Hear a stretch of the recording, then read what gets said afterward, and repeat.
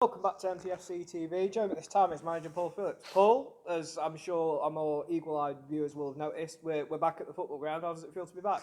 Fantastic. Even the drive up here was brilliant, to be perfectly honest. Nice and tranquil. Get your head sorted, and then nice to see some of the lads, obviously local lads, coming. Done a good session with Wildy, and it's been well worth it. Nice to see some familiar faces and some new faces joining in as well. We, as I said in the previous interview, we're not going to mention any players who were here tonight because we need to wait until the I's are dotted and the T's crossed. But you're working hard when it comes to recruitment. Are you looking to announce any new faces in the coming weeks? I hope in the coming days, to be honest. Obviously, one or two things are done, but like you just said, until everything's done, I think a lot of clubs have jumped the gun. I think people are signing players when the forms aren't even out, never mind anything else. So we make sure we've done it right. Obviously, Keith makes sure we do the things appropriately. It goes to the FA, everything gets cleared, and then we can announce them. But I can assure people and the spectators that pay the money that we're working hard and the faces that we've brought in between ourselves are very good players and hopefully bring a new lease of life to the football club. Going forward, what sort of size of squad do you feel you need? Because I know I spoke to Dave about this, and I spoke to a few other managers in the past who have worked here, and they usually say they want a squad of between 20 and 24. Is that what you think of as No, well? I'll want a squad of 18, and probably two that I'll dual register to different clubs, North West counties, or some of the feeder clubs that we've clicked into. So I think we'll have a squad of 18. One of them will be a backup keeper, and then two that will dual reg to make sure that we've got people if the time comes and we need them, they're ready to play football matches for us. We've put the retain list out there, might be 3 weeks ago now. Oh, it's been a long time. Is that still relevant? Is that still correct, or is it a fluid situation with it? I think the problem was obviously the retain list was that I didn't have a chance to speak to people face to face. I don't like speaking or releasing or offering or speaking money over the phone to people. I'd rather do it face to face. I think it always sits better. Obviously, this is the first time into the football club since obviously this pandemic, so we've not had the chance to do that. So the retain list was probably a little bit bigger than we first thought, but it was because we wanted to do things in the appropriate manner and make sure we did it the right way for the players that we had got rid of and do it the right way for the players that we want to take forward as well. Are you really keen now to put your stamp on the side? When you came in, there were a flux of change. We had the passing of Jordan, the sad passing, of course. We had players with injuries. Do you feel this is finally your chance to say this is a Paul Phillips squad? I think I've got to.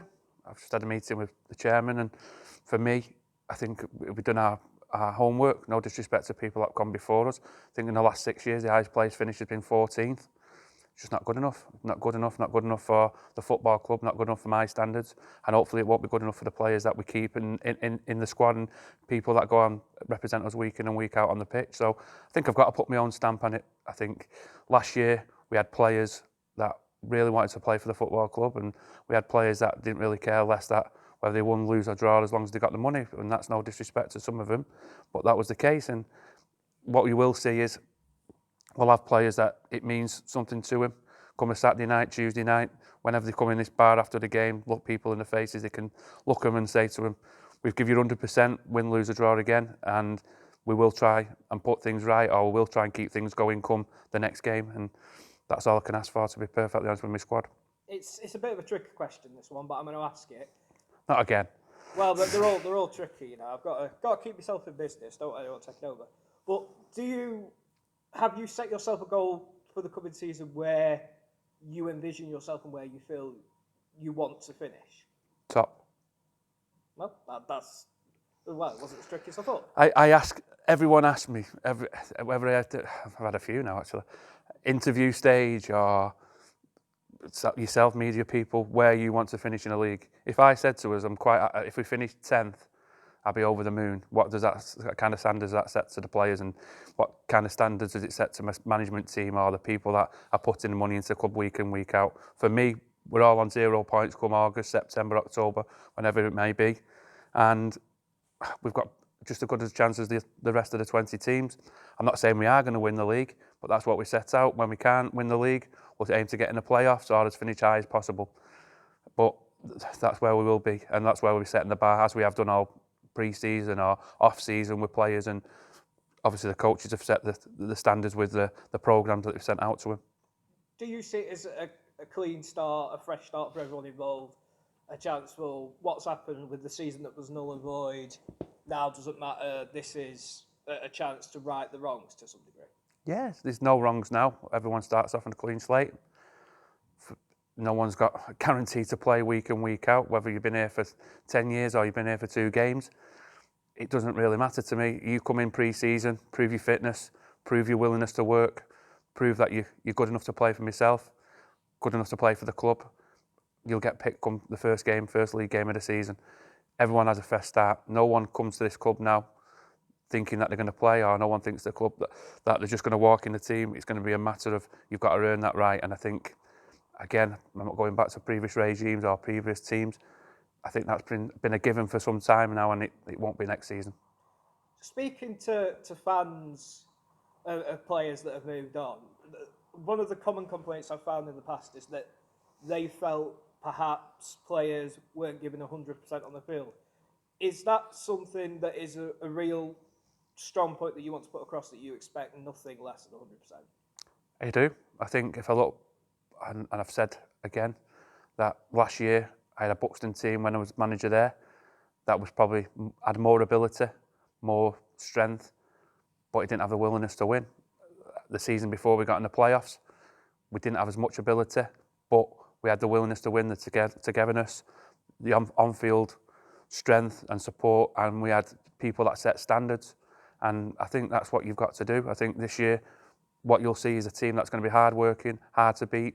I think we've got to make sure that we bring the right people in to score goals that we struggled with last year, as everyone will try and bring in. But hopefully we'll make sure we solve that problem before the season starts, and we can bring a key player in that's going to score 20, 30 goals, or 2 players that can score 40 goals between them, and that takes games away from people and gets us points on board. Do you feel with the departure of Marcus Marshall, that front line was a key element to improve and build on? I know, speaking to Davey, pointed out that the goals weren't spread through the side. It was very much an output where I think Marcus scored something like 48% of Matlow's goals. Do you feel it's important for every area of the pitch to contribute? Yeah, I think if you look, we've done a graph, and we didn't score enough. I don't think you don't have to be a centre forward to score a goal. You can be a centre half, you can be a goalkeeper. It doesn't matter who scores; it all count. Whether you score them from 5 yards, 1 yard, or 50 yards, they all count. And if you look, we didn't score enough goals at the right times. But be all and end all is, if you look at Marshy, great player. For myself, I'm not going to call that. He was brilliant, absolutely brilliant on and off the pitch. I didn't think he was an out-and-out centre forward. I think we played better when Chib played as an out-and-out centre forward, because obviously he wanted to stay as a central striker and a point where we could play off. I think Chib scored, was it 7 or 8 goals off the top of my head throughout the season? 6 in one game. Yeah, I mean league goals. League goals. But yeah.